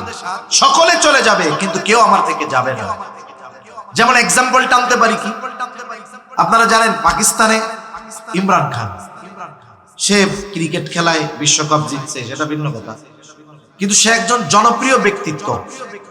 সর্বপ্রথম যখন তাকে মূলত আমেরিকা তাকে ক্ষমতা থেকে নামিয়ে দিল, আমেরিকা সব সিস্টেম করে ওইভাবে ক্ষমতা থেকে নামাই দিচ্ছে। তখন সংসদে একটা লোক বক্তব্য দিয়েছিল, কেউ ছিল না তার পক্ষে, কিন্তু সে বলিষ্ঠ কণ্ঠে ইমরান খানের পক্ষে বলছে, এখনো সে আছে। তো চিন্তা করেন, মুসিবতে যখন সবাই পাশ থেকে কেটে গেছে, এই লোকটা তার পাশ থেকে যায় নাই। এটা আমি দুনিয়ার একটা এক্সাম্পল বোঝানোর জন্য বললাম। মনে করেন আর একটা এক্সাম্পল, আপনি এখান থেকে শান্তিরহাট গেছেন, আপনার সাথে এমন একজন লোক আছে যে 24 ঘন্টা সজাগ থাকলে, আপনার পাশে থাকলেই বলে আপনারে খুব ভালোবাসি ভাই, আপনারে খুব মহব্বত করি, আপনার জন্য জীবন দিতে প্রস্তুত। এরকম একজন লোক এত ভালোবাসে আপনাকে, আপনি তাকে নিয়ে পটিয়া গিয়েছেন অথবা শান্তিরহাট গেছেন। এখন স্বাভাবিক ওখানে যাওয়ার পরে যে কোনো একটা প্রবলেম আপনার সাথে হয়েছে, কথা কাটাকাটি গ্যাঞ্জাম হয়েছে, আপনি একটা মুসিবতে পড়েছেন। মানুষ যখন মুসিবতে পড়ে, তার নজর থাকে আশেপাশে আমার পরিচিত কারা আছে, আমি কাদের হেল্প পেতে পারি, কাদের ডাকলে আমার কাছে আসতে পারে। এখন ওর সাথে তো ওর বন্ধু আছে, ও চিন্তা করছে আমি তো একা না, কমপক্ষে আমার বন্ধু তো আছে। এখন ডাইন পাশে তাকায় দেখে, বাম পাশে তাকায় দেখে, বন্ধু তো বহুদূর, বন্ধুর ছায়াও নেই। মানে আপনি মুসিবতে পড়তে দেরি, মাশাআল্লাহ ও পাশের থেকে দৌড়াইয়া সরতে কোনো দেরি নেই। এখন আবার বাসায় আসছেন, মুসিবতটা আল্লাহ দূর করছে, অন্যরা সাহায্য করছে, মুসিবত শেষ। বাসায় এসে সিএনজি থেকে নামছেন, দৌড় দিয়া গলা জড়ায় ধরে বলতেছে, বন্ধু তোমারে খুব ভালোবাসি। এখন বলেন তো কি করবেন ওরে? কি আদর করবেন, টাকা পয়সা দিবেন, লাঠি হাতের কাছে থাকলে এমন পিটানি দিবেন, চিটিং, মিথ্যাবাদী, প্রতারক, ধোঁকাবাজ। আমি যখন বিপদে পড়ছি, তুই যদি সত্যি আমাকে মহব্বত করতি, মুসিবতে সব চলে যাইতো, তুই আমার পাশে থাকতি, ঠিক কিনা বলেন? তাহলে প্রকৃত কল্যাণকামী, প্রকৃত পক্ষে আমাকে আপনাকে ভালোবাসে সে যে মুসিবতে আমার আপনার পাশে থাকবে, ঠিক কিনা? দুনিয়ার মুসিবত কোন মুসিবত নয়, আল্লাহর কসম। দুনিয়ার মুসিবত সবার আছে। আমাকে জিজ্ঞাসা করেন, হুজুর আপনার প্রবলেম কি? আমি 100টা সমস্যা বলতে পারবো, আপনিও পারবেন। কত মুসিবত বিপদ আমাদের, বলেন তো। চোখ দুটো যখন বন্ধ হয়ে যাবে, হাজারো মুসিবত যার, তার কোনো মুসিবত আর থাকবে না। সেজন্য দুনিয়ার মুসিবত এটা সাধারণ মুসিবত। সবচেয়ে বড় মুসিবত হলো কিয়ামতের দিন। কিয়ামতের ময়দানে সবচেয়ে বড় মুসিবতের মুখোমুখি আমাদের হওয়া লাগবে। তাহলে আমাকে আপনাকে ভালোবাসে কে? বড় মুসিবতে পাশে থাকবে যে। এখন দুনিয়ায় তো আমার মা আমার জন্য জীবন দিয়ে দেয়, বাবা দিয়ে দেয়, সন্তান দিয়ে দেয়। আসলে কি এরা আমার সবচাইতে বড় মোহাব্বতের পাত্র কিনা একটু পরীক্ষা করার দরকার। কিন্তু আল্লাহ তাআলা কোরআনুল কারীমের মধ্যে জানায় দিলেন, যেই মানুষগুলো দুনিয়ায় আমার জন্য জীবন দিতে প্রস্তুত ছিল, ওই মানুষগুলো কিয়ামতের দিন আমার সামনে আসবে না, বরং আমার আপনার থেকে পলায়ন করবে। আল্লাহ তাআলা কোরআনুল কারীমের মধ্যে বলেন, ইয়াউমা ইয়াফিরুল মারউ মিন আখিহি ওয়া উম্মিহি ওয়া আবিহি ওয়া সাহিবাতিহি ওয়া বানিহি লিকুল্লি ইমরিইম মিনহুম ইয়াউমা ইযিন শা'নুন ইউগনি। আল্লাহ তাআলা বলেন, কিয়ামতের দিন ভাই ভাইয়ের থেকে পলায়ন করবে। ওয়া উম্মিহি ওয়া আবিহি, পিতা মাতার থেকে পলায়ন করবে। ওয়া সাহিবাতিহি ওয়া বানিহি, স্ত্রী সন্তানদের থেকে পলায়ন করবে। প্রত্যেকটা মানুষ নিজের চিন্তায় চিন্তিত থাকবে, প্রত্যেকে নিজে বাঁচার জন্য চিন্তা করবে। তাফসীরের মধ্যে আসছে, মানুষেরা আল্লাহ তাআলার কাছে এমনও বলবে, আল্লাহ, পৃথিবীর সব মানুষকে জাহান্নামে দিয়ে হলেও আপনি আমাকে মাফ করে দেন, আমাকে জান্নাত দিয়ে দেন। ওই কঠিন মুসিবতের দিন বাবাও চিনবে না, মা চিনবে না, সন্তান চিনবে না। ওই মুসিবতের দিন মুহাম্মাদুর রাসূলুল্লাহ তার উম্মতদেরকে সেই দিন ভুলবে না। ওই দিন বাবা চিনবে না, নবী আমাদের ভুলবে না। এখন বলেন, বড় মুসিবতে যে আমার পাশে, তার চাইতে কেউ বেশি ভালোবাসতে পারে না, ঠিক কিনা? আমি আমার ব্যাপারে যত চিন্তিত, আপনি আপনার ব্যাপারে যত চিন্তিত যে আখিরাতে কি হবে আমাদের, তার চাইতে আমার আপনার জন্য নবীজি আরো বেশি চিন্তিত। হাসরের ময়দানে নবীজি উম্মতের চিন্তায় থাকবেন। মানুষ যখন পেরেশানিতে পড়ে, দেখবেন এক জায়গায় স্থিরভাবে থাকতে পারে না, একবার ডানে যায়, ওর কাছে যায়, ওর কাছে যায়, ওর কাছে যায়। নবীজিও এক জায়গায় স্থির থাকবেন না, একবার দৌড়িয়ে চলে যাবেন হাউজে কাউসারের কাছে। না জানি তার কোন উম্মত হাউজে কাউসার থেকে পানি পানে মাহরুম হয়ে যায়। আবার দৌড়িয়ে চলে যাবেন পুলসিরাতের কাছে। না জানি কোন উম্মত পাড়ি দিতে ব্যর্থ হয়ে যায়।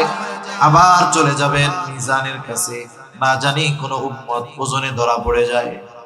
আবার চলে যাবেন দৌড়ায়া জাহান্নামের কাছে। না জানি কোন উম্মতকে জাহান্নামে দিয়ে দেওয়া হয়। আবার সুপারিশের দরকার, আল্লাহ তাআলার কাছে সে উম্মতের জন্য সুপারিশ করবে। আরে সব নবী জান্নাত অভিমুখে রওনা হয়ে যাবে, জান্নাতের দোরগোড়ায় পৌঁছায়া যাবে। জান্নাতের দরজা বন্ধ। জিজ্ঞাসা করা হবে, কি ব্যাপার, খোলো না কেন?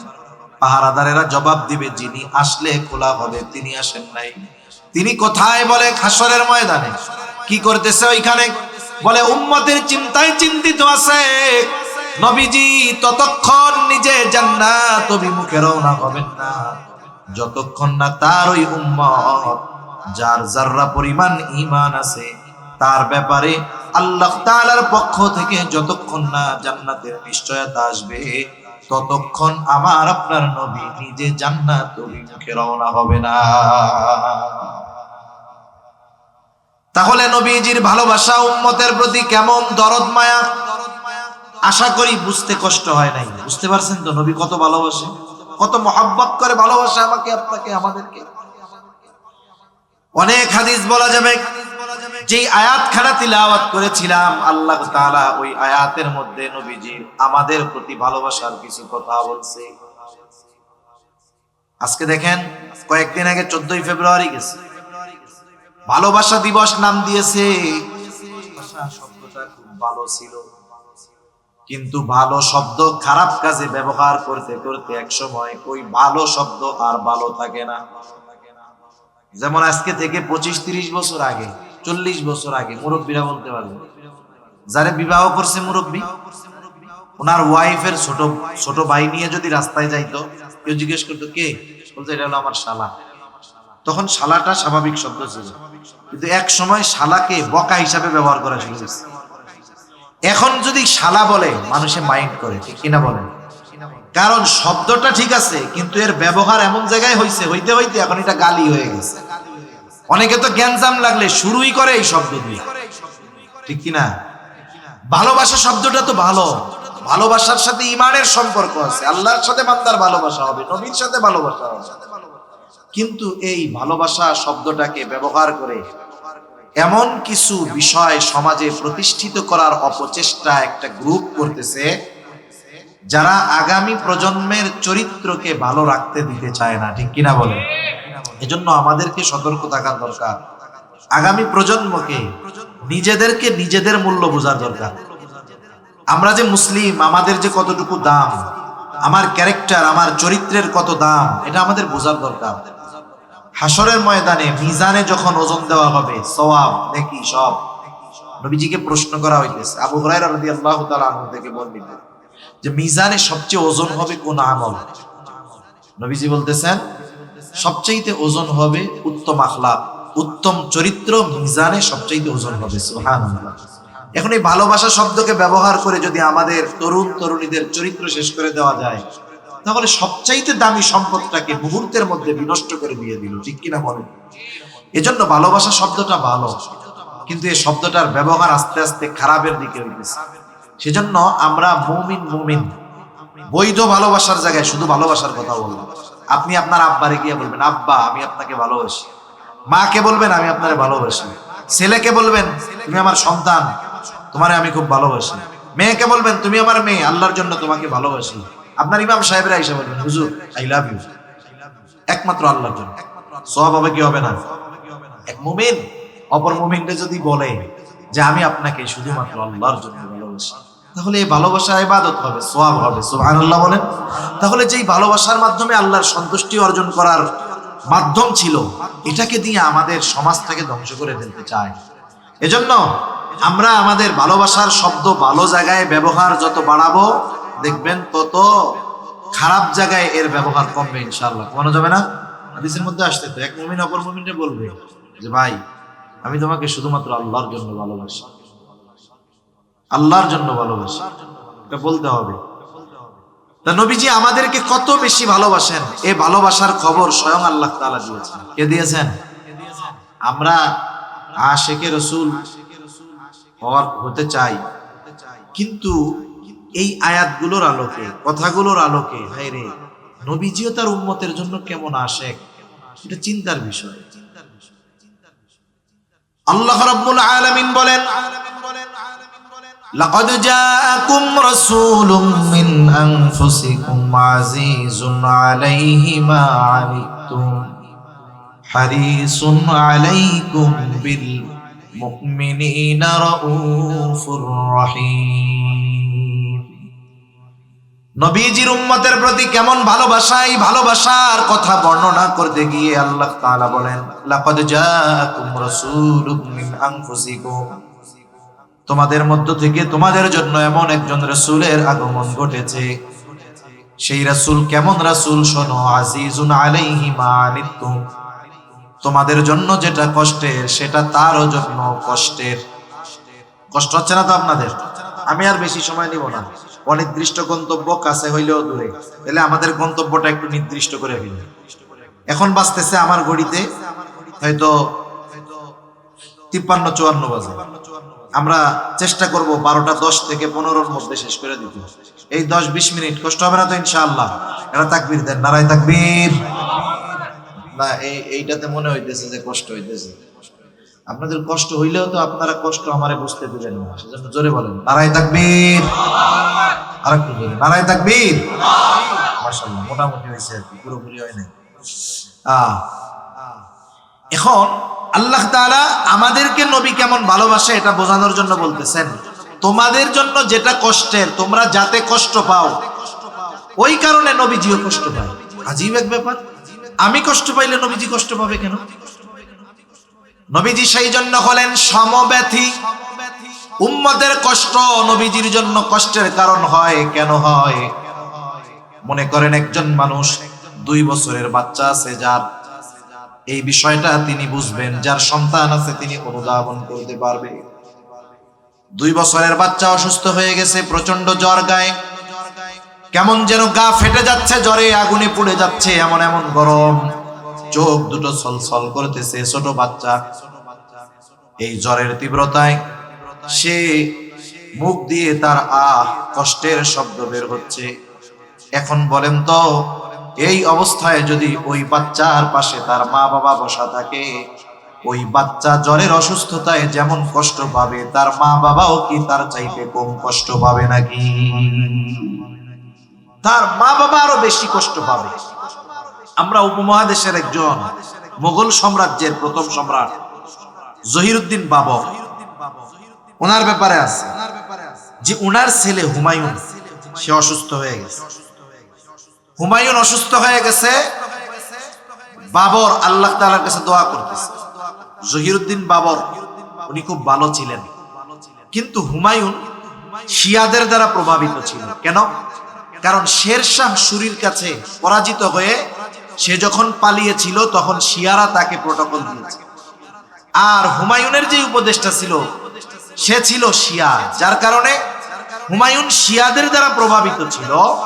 কিন্তু জহিরুদ্দিন বাবরের ইতিহাস যে উনি একজন বুজুর্গ মানুষ ছিলেন, আল্লাহওয়ালা মানুষ ছিলেন। আমরা তো ইতিহাস জানি না, ইতিহাস আমাদের জানা দরকার। কারণ একটা জাতির ভিত গড়ে ওঠে তার অতীতের ইতিহাসের উপর। যে জাতি তার ইতিহাস জানে না, সে জাতি আগামী গড়তে পারে না। আমাদেরকে তো ফেসবুক, ইউটিউব, টুইটার এগুলো দিয়ে ইতিহাসকে বিকৃত করে আমাদেরকে পড়ানো হয়। আমাদের বইগুলো ইতিহাস বিকৃত হয় না? যেমন দেখেন, আমরা কি বলি, কথায় শুধু কথা বাড়ে। আমরা কি বলি? আমরা বলি আমরা আছি ফিলিস্তিনের পক্ষে। কার পক্ষে? আমরা ইসরায়েলের স্বীকৃতি দেই না, কিন্তু আমাদের ইতিহাস বইয়ের মধ্যে ফিলিস্তিন নামে কোনো দেশই নাই। ম্যাপ একটা আইকে আমরা ইসরায়েলের নাম দিয়ে নিচ্ছি। এটাকে বৈধতা আমাদের পাঠ্যপুস্তকে ইনক্লুড করার মাধ্যমে বোঝা গেল আমরা মুখে একটা বলি, আসলে আমরা আরেকটা করতেছি। এই কথাগুলো খুব আফসোসের সাথে বলতে হয়। বাস্তব ইতিহাস আমাদের জানা দরকার। কারণ যেই বিল্ডিং এর ফাউন্ডেশন, ভিত যত মজবুত, তত উপরের দিকে ওঠা তার জন্য সহজ। আপনি যদি ফাউন্ডেশন ভালো দেন, আপনি যদি পাইলিং ভালো মতো করেন, তাহলে আপনি বিল্ডিং উপরে উঠাতে পারবেন। আর যদি পাইলিং ভালো মতো করেন নাই, একবারে উপর থেকে উঠানো শুরু করছেন, যতই কারুকার্য করেন, সৌন্দর্য করেন, জিপসাম করেন, এই করেন সেই করেন, 2 তলা থেকে 3 তলা যাবে, হালকা একটু ভূমিকম্প হবে, বিল্ডিংও যাবে, বিল্ডিং এ যারা থাকবে তারাও যাবে, ঠিক কিনা? এই জন্য আমরা আমাদের যদি আগামী গড়তে হয়, আমাদের অতীত আমাদেরকে জানতে হবে। 100 বছর আগেও মুসলমানদের যেই সোনালী অতীত ছিল, এই ইসলাম বিদ্বেষীরা 100 বছরের ব্যবধানে মুসলমানদেরকে তাদের প্রকৃত ইতিহাস থেকে বঞ্চিত করে ফেলছে। ইতিহাস বিকৃত কেমনে হয়? যারা স্কুল কলেজে পড়েন, মাদ্রাসা হোক আর স্কুল কলেজ হোক, ইতিহাস বইয়ের মধ্যে দেখবেন মুসলমানদের ইতিহাস যারা লেখছে সব খ্রিস্টান। অমুসলিমেরা মুসলমানদের ইতিহাস লিখেছে। আমাদের খুঁজতে হবে যে কোন মুসলিম দার্শনিক বা ঐতিহাসিক মুসলমানদের ইতিহাস লিখেছে। কারণ শত্রুর হাতে যদি খাতা কলম দিয়ে বলেন যে তুমি তোমার ওই শত্রুর জীবনী লেখো, তাহলে ওখানে পজিটিভের চাইতে সুকৌশলে নেগেটিভ বিষয়টাকে ঢুকিয়ে দেওয়া হবে। আপনি ভালো সব লাগবে না। মনে করেন ইতিহাসবিদ লেখছে যে অমুক সম্রাট খুব ভালো ছিল, 5 ওয়াক্ত নামাজ পড়তো, তারপরে খুব দান দক্ষিণা করতো, গরিবদের উপরে অত্যাচার করতো না, মানুষের সাথে সদাচরণ করতো। এগুলো ভালো গুণ না? ভালো গুণ তো নাকি? ভালো গুণ। এখন এইগুলো লেখার পরে একটা দোষ লেখছে, তবে তিনি কি করতেন? কথার কথা, ওনার যদি কোনো মেয়েকে ভালো লাগতো জোরপূর্বক বিবাহ করতেন। বলেন তো, 50টা ভালো গুণ শোনার পরে লাস্টে যখন এটা শুনলেন, ওই ব্যক্তির ব্যাপারে আপনার আর ভালো ধারণা থাকবে? এর তো ক্যারেক্টারগত প্রবলেম আছে, ওর যত ভালো কিছু থাকুক না, ওর তো ক্যারেক্টার ঠিক নেই। অমুসলিম ঐতিহাসিকরা মুসলমান শাসকদের ইতিহাস ঠিক এইভাবে লিখছে, অনেক ভালো কিছু লিখছে। 1 মণ দুধ, এর মধ্যে নষ্ট করার জন্য 1 মণ গরুর প্রস্রাব দরকার নাই, 2, 4, 5, 10 ফুট দিলেই কেল্লা ফতে, ঠিক কিনা বলেন? এভাবে আমাদের সন্তানদের ইতিহাস পড়ানো হয়। এজন্য আমি দেখেছি যে ইসলামের ইতিহাস নিয়ে পড়ে ও ইসলামের ব্যাপারে প্রাউড ফিল করা তো বহুত দূরের কথা, ও আরো ইসলাম বিদ্বেষী হয়। এটা আমি দেখেছি, এজন্য বলতেছি। এজন্য প্রকৃত ইতিহাস আমাদেরকে জানতে হবে। তা কোন কথার থেকে গেলাম আবার এদিকে, আল্লাহই জানে। এই জহিরুদ্দিন বাবা সন্তানের জন্য দোয়া করতেছে যে আল্লাহ, আমার সন্তানের অসুস্থতা আমাকে দেন, তাকে আপনি সুস্থ বানায় দেন। আল্লাহ তাআলা হয়তো তাকদীরে এটা লিখে রাখছে, কিন্তু জহিরুদ্দিন বাবুর ছোট ছিল না, হুমায়ুনও ছোট ছিল না। এইরকম বড় একজন সন্তান, তাকে অসুস্থ দেখে পিতার সহ্য হয় না, এতটা কষ্ট লাগে যে পিতা নিজে সেই অসুস্থতা চেয়ে নেন, আল্লাহ তাআলার কাছে বলেন ছেলেটারে সুস্থ করে দেন। এই যে কেন এটা হয়, বলে মহব্বতের কারণে। সন্তানকে মা বাবা মহব্বত করে বিধায় সন্তান যদি কষ্ট পায়, মা বাবাও কষ্ট পায়। ওই সন্তান, তাকে তার মা বাবা যত মহব্বত করুক না কেন, নবীর চাইতে বেশি মহব্বত উম্মতকে যত করেন ততটা করে না। এই জন্য নবী উম্মতের প্রতি মহব্বত ভালোবাসার কারণে উম্মত যেটাতে কষ্ট পায়, নবীজিও সেটাতে কষ্ট পায়। একথা আল্লাহ বলতেছেন। আরে আল্লাহ তাআলা বলতেছেন আজিজুন আলাইহি মা আনিতুম। এরপরে আল্লাহ তাআলা বলেন শুধু তাই না, হারিসুন আলাইকুম, তোমাদের জন্য কল্যাণকামী। এর মানে নবীজি সর্বদা উম্মতের কল্যাণ চিন্তা করতেন, কোনটা করলে, কোথায় করলে, কোনটা করলে, কিভাবে করলে উম্মতের কল্যাণ হবে। হাদিসের মধ্যে আসছে, নবীজি বলেন প্রত্যেকটা নবীকে আল্লাহ তাআলা একটা বিশেষ দোয়া করার সুযোগ দিয়েছে, এবং ওই দোয়াটা কবুল করার নিশ্চয়তা আল্লাহ তাআলা দিয়েছেন। নবীজি বলেন সব নবী দুনিয়ায় ওই দোয়াটা তার উম্মতের ব্যাপারে করে ফেলছে, আমি ওই দোয়াটা সংরক্ষণ করে রাখছি, দুনিয়ায় করি নাই। কারণ কি? কারণ এই দোয়াটা আমি সুপারিশ হিসাবে কিয়ামতের দিন আমার উম্মত যখন মুসিবতে পড়ে যাবে, ওই দোয়াটা আমি উম্মতের জন্য সুপারিশ হিসাবে করব। কারণ দুনিয়ায় করলে যে কল্যাণ হবে, ওই সময় করলে আমার উম্মতের জন্য আরো বেশি উপকার হবে। এই জন্য আমি দুনিয়ায় ওই দোয়াটা না করে সংরক্ষণ করে রাখছি। সুবহানাল্লাহ। এখন শুরুতে একটা বলছি না যে মুমিনদের জন্য নবী বিশেষ অনুগ্রহ, তার মানে মুমিনদের প্রতি নবীজির ভালোবাসা স্পেশাল। মুমিনদের জন্য নবীজির ভালোবাসা কি? স্পেশাল। আল্লাহ তাআলাও সেই স্পেশাল ভালোবাসার কথা বলতেছে। আল্লাহ রাব্বুল আলামিন এবারে স্পেশাল ভাবে মুমিনদের প্রতি নবীজি কেমন, আল্লাহ তাআলা বলেন বিল মুমিনিনা রাউফুর রহিম। রাউফ, রহিম দুটি শব্দ, এই দুটি হলো আল্লাহ তাআলার গুণবাচক নামগুলোর মধ্যে অন্যতম দুটি নাম। রাউফ অতি সদয়, রহিম পরম দয়ালু। আমরা কোরআনুল কারীম তিলাওয়াত করার শুরুতে বলি বিসমিল্লাহির রহমানির রহিম। বলেন তো রাউফুর রহিম কে? আরো জোরে বলেন না কে? আল্লাহ তাআলার গুণবাচক নাম। দুনিয়ার কোন মানুষ ওই নাম গ্রহণ করার যোগ্যতা রাখে না। কেউ যদি কোনো মানুষকে বলে রাউফুর রহিম, নিঃসন্দেহে শিরক হবে, ঠিক কিনা বলেন? কোন মানুষকে রাউফুর রহিম হইতে পারে? কিন্তু নবীজি উম্মতের প্রতি তার মুহাব্বত ভালোবাসা কেমন, উম্মতের প্রতি নবীজি কেমন সদয়, উম্মতের প্রতি নবীজির কেমন দয়া, এই কথাটা আমাদের বোঝানোর জন্য আল্লাহ তাআলা নিজের গুণবাচক নাম নবীজির সাথে ব্যবহার করে বলতেছেন কেমন যেন, ও দুনিয়ার মানুষ, কেমন নবী আমি আল্লাহ তোমাদেরকে দিয়েছি, যেই নবী তোমাদের জন্য হলেন রাউফুর রহিম। অতি সদয় পরম দয়ালু। নবীজিকে আল্লাহ বলতেছে যে নবী উম্মতের ব্যাপারে, তার মুমিন উম্মতের ব্যাপারে রউফুর রহিম। এই কথাটা আমি শাব্দিকভাবে আপনাদের এই কথার গভীরতা বোঝানোর যোগ্যতা আমার নাই, কিন্তু কিছু কথা আছে এটা হৃদয় দিয়ে অনুধাবন করতে হয় যে আল্লাহ তাআলা নবীকে বলতেছেন যে নবী হলো তার মুমিন উম্মতের জন্য রউফুর রহিম, অতি সদয় পরম দয়ালু। এখন বলেন নবীজি কি পরিমাণ ভালোবাসে আমাকে আপনাকে, এই ভালোবাসা পরিমাপ করার যোগ্যতা ক্ষমতাও আমাদের নাই, ঠিক কিনা? স্বাভাবিক কি বলে যে একজন যদি আমারে ভালোবাসে আমি তারে ভালোবাসি, এটা হলো যুক্তি। বলে যে একজন আমার জন্য কল্যাণকামী আমিও তার জন্য কল্যাণকামী। একজন কয় না, কেউ যদি আমার জন্য হাঁটু পানিতে নামে আমিও তার জন্য হাঁটু পানিতে নামবো, সে যদি আমার জন্য এতটুকু করে আমিও তার জন্য করবো, এটা তো করতেই হবে। কিন্তু নবীজির আমাদের প্রতি কত ভালোবাসা। এখন বলেন যেই নবী এত ভালোবাসে সেই নবীকে আমাদের ভালোবাসার দরকার আছে না নাই? কথা, যেই নবী আমাদের আশেক আমাদের কি তার আশেক হওয়ার দরকার আছে না? উনি যে আমাদের ভালোবাসে ঘোষণা দিছেন কে? জোরে বলেন কে? আমাদের তার প্রতি কেমন ভালোবাসা হওয়ার দরকার? রাসূলুল্লাহ সাল্লাল্লাহু আলাইহি ওয়াসাল্লাম সেই জন্য বলেন নবীজির প্রতি ভালোবাসা হলো মুমিনের ঈমান। নবীজি বলেন লা ইউমিনু আহাদুকুম হাত্তা আকুনা আহাব্বা ইলাইহি মিন ওয়ালিদিহি ওয়া ওয়ালাদিহি ওয়ান নাসি আজমাইন। নবীজি বলেন তোমাদের মধ্যে কেউ ততক্ষণ পর্যন্ত মুমিন হতে পারবে না যতক্ষণ না সে তার পিতা মাতা সন্তান সন্ততি এক কথায় সকলের চাইতে আমি নবীকে বেশি ভালো না বাসবে। তাহলে নবীজিকে সবচাইতে বেশি ভালোবাসা এটাই ঈমানের দাবি। এখন কথা হলো একজনকে সর্বোচ্চ ভালোবাসা যায় তাকে যদি সামনে পাওয়া যায়।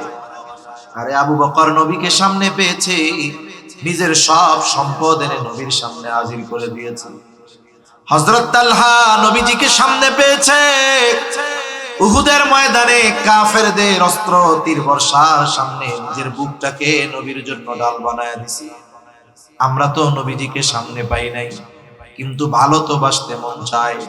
নবীজিও জানে আমার একদল উম্মত আমাকে জীবনের চাইতে বেশি ভালোবাসতে চায়, সুযোগ পাইলে জীবন দিতেও পারবে, কিন্তু সব সময় তো জীবন দেওয়ার সুযোগ হবে না। কিন্তু তারা যদি আমাকে ভালোবাসতে চায় কি করবে? নবীজি তাকে ভালোবাসার পদ্ধতি নিজে জানায় দিয়ে বলেন মান আহাব্বা সুন্নতি ফাকাদ আহাব্বানি ওয়া মান আহাব্বানি কানা মাই ফিল জান্নাহ। নবীজি বলেন যে আমার সুন্নাতকে ভালোবাসবে সে আমি নবীকে ভালোবাসবে, আর নবীকে যে ভালোবাসবে নবীজি জানায়া দিয়েছেন নবীর সাথে সে জান্নাতের মধ্যে অবস্থান করবে। নবীর সাথে জান্নাতে থাকতে পারা এটা বড় সৌভাগ্যের ব্যাপার। হযরত আনাস রাদিয়াল্লাহু তাআলা আনহু থেকে বর্ণিত, নবীজির কাছে একদিন এক গ্রাম্য সাহাবী আসছে।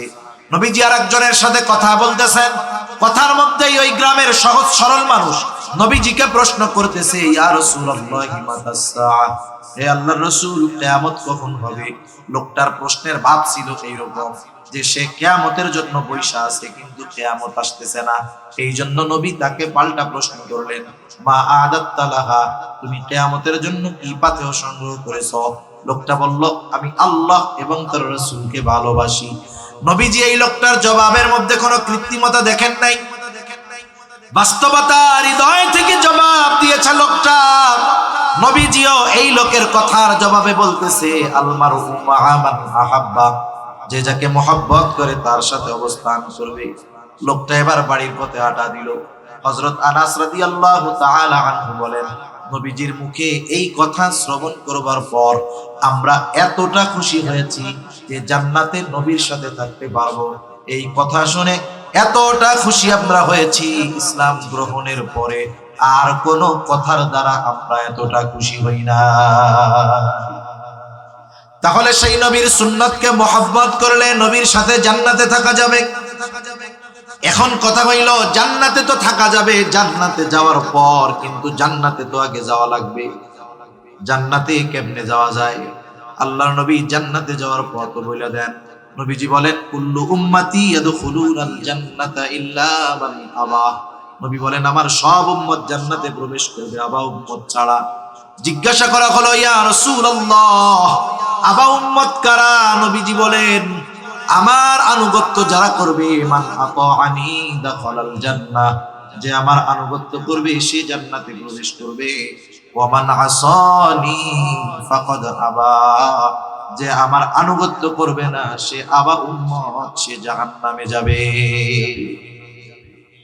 দুই হাদিসের সমন্বয় হলো নবীজির সুন্নাতকে মুহাব্বতের সাথে সাথে যারা অনুসরণ করবে তারা নবীর সাথে জান্নাতে থাকবে।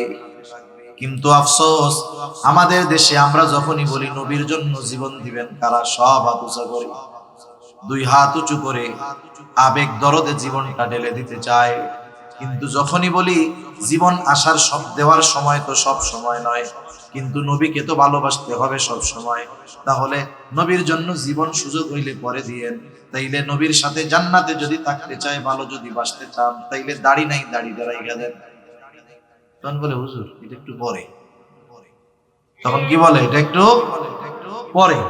আর কতজন বলে হুজুররা আর ওয়াজ পায় না, সুন্নাতের কথা বলে খালি দাড়ির কথা বলে। দাড়ি যাদের নাই আল্লাহ রাখার তৌফিক দান করুন। কিন্তু দাড়ি তো এমন এক সুন্নাত, যেই সুন্নাত অন্যান্য অনেক সুন্নাত পালনে সহায়ক হয়। 2, 4, 10, 5 মিনিট বেশি হইলে কষ্ট নিয়েন না, কথা তো শেষ। এখন একজন লোক মনে করেন দাড়ি টাড়ি কিচ্ছু নাই, রাখে নাই, যার নাই আপনারা কেউ তারে তিরস্কার করবেন না, অবশ্যই তার জন্য দোয়া করবেন। হতে পারে একজন দাড়িওয়ালা সে পাপাচারে লিপ্ত, কিন্তু দাড়িবিহীন লোক তার অন্তর ভালো, তার তাকওয়া ভালো, আল্লাহর প্রতি ভয় তার বেশি, কিন্তু দাড়ি হয়তো রাখতে পারতেছে না। আমরা দোয়া করি আল্লাহ তাকে রাখার তৌফিক দান করুন। আছে না এরকম অনেক মানুষ? অনেক মানুষ আছে। এখন দাড়িবিহীন একটা লোক জুব্বা লাগায়, পাগড়ি লাগায়, সুন্দর মতো শান্তিরাট বাজারে গেছে। এই লোকরে যারা চিনে দেখার পরে বলবে ওরে বাবা, উসরা পুরে মানি নেয় না, পাদু দিয়ে গলা বানিতে নামছে। মানে বলবে কি কি পোশাক লাগাইছে, দাড়ি রাখার নামে খবর নাই, উনি একেবারে মোহদামি ব্যবসায়ী আসছে। এখন দেখেন ওই জামাটা গায়ে দেওয়ার কারণে, দাড়ি না থাকার কারণে মানুষ তারে তিরস্কার করতেছে। কিন্তু যার দাড়ি দুড়ি আছে, লম্বা দাড়ি, এবার যখন ওরকম একটা জামাটা মালা গায়ে দেয় মনে করবে মাশাআল্লাহ একেবারে নুরানি লাগতেছে। কোন মাদ্রাসার মোহদামি সাহেবের চাকরি চলে যায় তার ঠিক নেই, মানে চেহারা টেহারা এরকম। এখন এই দাড়ি অনেক সুন্নাত পালনে সহায়ক হয়, গুনার থেকে বাঁচার কারণ হয়। একটা দাড়িওয়ালা মানুষ সে যদি কোনো গুনাহ করে, অপরাধ করে, কোনো অন্যায় করে, মানুষ আগে বলে আরে ভাই দাড়ি রেখে এই কাজটা করলেন। তার মানে দাড়ির প্রতি আলাদা একটা সিম্প্যাথি কাজ করে, এজন্যই আগে সে দাড়িকে আনে। সে চায় না যে দাড়িওয়ালা কোনো মানুষ অপরাধ করে। আচ্ছা, যে লোকটা নামাজ পড়তে আসছে মসজিদে, দাড়ি নাই, আইসা যদি দেখে ওরও যেই অবস্থা, ইমাম সাহেবেরও সেই অবস্থা, ও ইমাম সাহেবের পিছনে নামাজই পড়বে না, অথচ ওর নিজের দাড়ি নেই। দাড়ির প্রতি একটা সিম্প্যাথি মহব্বত আছে। এখন রাখতে বললে বিশেষ করে তরুণ যুবক এরা দাড়ি যেভাবে রাখে, ফ্যাশনেবল দাড়ি, এগুলো রাখে আরো লানত প্রাপ্ত হতে হবে। কিন্তু দাড়ি রাখতে হবে সুন্নতি পদ্ধতিতে। দাড়ি রাখার ফজিলত তো আলাদা অনেক আছে। এখন দাড়ি রাখে না কেন? ইয়াং যারা, এরা মনে করে যে এখন তো দাড়ি না রাখলাম না, মানুষজন ভাইয়া টাইয়া বলে আর কি, দাড়ি রাখলে তো চাচা ডাকা শুরু করে। আচ্ছা চাচা ডাকুক, কেউ যদি দাড়ি রাখার কারণে, নবীর সুন্নাত অনুসরণ করার কারণে তিরস্কার করে চাচা ডাকে, এ তো নবীর সুন্নাত পালনের জন্যই শুনবে, ঠিক না? দুনিয়ায় যদি কোনো নেতার কাছে খবর দেয় যে ভাই এই লোকটা আপনার কথা বলতে গিয়া, আপনার পক্ষে কাজ করতে গিয়া বহুত কথা শুনছে, বলেন তো ওই নেতার তার প্রতি মহব্বত ভালোবাসা জাগ্রত হবে কি হবে না? আমার কারণে পাবলিকের কথা শুনছে, সেই বলবে কাছে ডাকবে আরো। আরে নবীর সুন্নাতের কারণে যদি কথা শুনতে হয়, তাহলে নবী কি সেই উম্মতের ব্যাপারে সুপারিশ করবে না? এরা দাড়ি রাখে না। এখন আর এক দল রাখে না, ওরা ছাত্রও না, কিচ্ছু না, ওরা চাকরি বাকরিও করে, দাড়ি দুড়ি রাখে না, ঘুরে বেড়ায় গেল। দাড়ি রাখোস না কেন? হুজুর রাখবো না। কোন সময়? বলে বিয়ে শাদী করে লের করিস কেন রে? বিয়ে শাদী কি দাড়ির জন্য কি বিবাহ শাদী ঢেকে থাকে? এই হুজুরে জিজ্ঞাসা করেন তো, হুজুর যে দাড়ি রাখছে এর লেগে কি বিবাহ শাদীতে সমস্যা হয়েছে নাকি? দাড়িতে তো বিবাহ ঠেকে না। বলে না হুজুর, সমস্যা তো এটা না, ভালো মেয়ে এরা পছন্দ করে না। কি বলে ভালো মেয়ে দাড়ি পছন্দ করে না? এখন দেখেন আমি আপনারে বলি, যেই মেয়ে ভালো, নবীজি বিবাহের ক্ষেত্রে 4টা জিনিস দেখার কথা বলছেন না? ধন সম্পদ, বংশ, সৌন্দর্য, দিন। দিনের ব্যাপারে বলেন ফাদফার বিদাতিদ দিন, দিনকে প্রাধান্য দাও। তার মানে 3টা আছে, দিন নাই, ওটা বাদ দিয়ে দাও। দিন আছে সাথে একটা আছে, ধরো দিন আছে একটা আছে, ধরো দিন আছে ওর তিনটার একটাও নাই, যদি বিবাহ হয়ে যায় সবর করো, আল্লাহ তাআলা ওর মধ্য থেকে এমন সন্তান দিবে যেটা তোমার আত্মার প্রশান্তির কারণ হবে, ঠিক কিনা বলো? এখন তুমি হয়তো চিন্তা করতেছো মেয়েটা তো সুন্দর, আবার এক বাপের এক মাইয়া, কাম তো সারছে, আমার বংশ ভালো, এখন যদি দাড়ি রেখে যদি এই মিস করে ফেলাই এটা হবে না। তুমি যতই সুন্দরী দেখো না কেন, তুমি যতই টাকা পয়সাওয়ালা দেখো না কেন, তুমি যতই বংশ দেখো না কেন, দিনকে যখন বাদ দিছো, মরার পরে তুমি জান্নাতে যাবে না জাহান্নামে যাবে আল্লাহ জানে। কিন্তু যেই মেয়ে সুন্নাতকে পছন্দ করে না, ও যদি ওয়ার্ল্ড সুন্দরীও হয়, বিশ্ব সুন্দরীও হয়, বিশ্বের সবচেয়ে ধনীও হয়, সবচাইতে বড় বংশেরও যদি হয়, তোমার ঘরে আসার পরে তুমি মোটামুটি ছোটখাটো একটা জাহান্নাম দেখতে পাবা। দুনিয়ার জাহান্নাম কোনটারে বলে জানেন? পারিবারিক অশান্তিকে বলে দুনিয়ার জাহান্নাম। এজন্য দিনকে প্রাধান্য দিই। সর্বশেষ একটা কথা বলে আমি আলোচনা শেষ করি। বলেন তো আমরা কি দুনিয়ায় কেউ বাইচা থাকবো?